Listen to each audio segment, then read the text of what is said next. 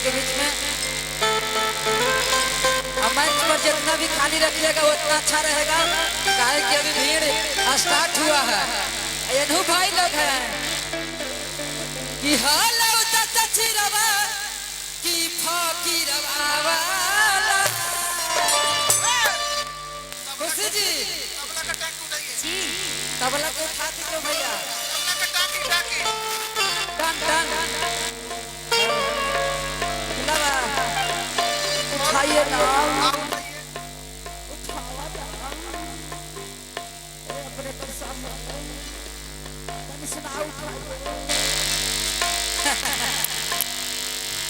कि हाल उता चिरवा की फकीरवा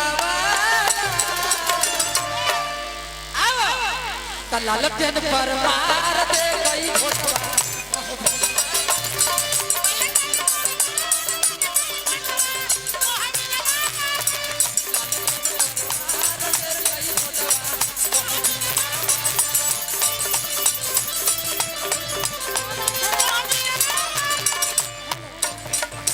सीएम तेजस्वी के बनाई है गे, मंत्री साहब की जिताई है गे।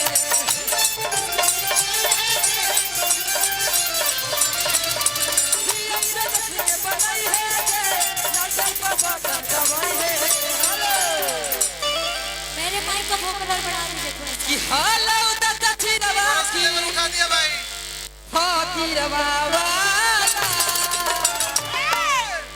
आखी माले के छोड़ दे गई। रोक जा रहा यहाँ लमटेन है। 1 तारीख 1 महीने 1 तारीख 1 नवंबर, ज्यादा दिन नहीं है, अगला महीना में तुरंत 4 तारीख के रिजल्ट है। ठीक है कि हाल उता चिरवा की फकीरवा वाला। भैया हो, अगर आप सब महागठबंधन से प्यार करते हैं तो हम नाचेंगे, आप सब ताली बजाइएगा, दोनों हाथ उठाइए। बिल्कुल कि हाल उता चिरवा की फकीरवा वाला। कैसे खुशी जी, ए खुशी खुश रहा है डांस देखा कि हाल उता चिरवा की फकीरवा वाला। आइए लालटेन पर मार दे गई घोटवा।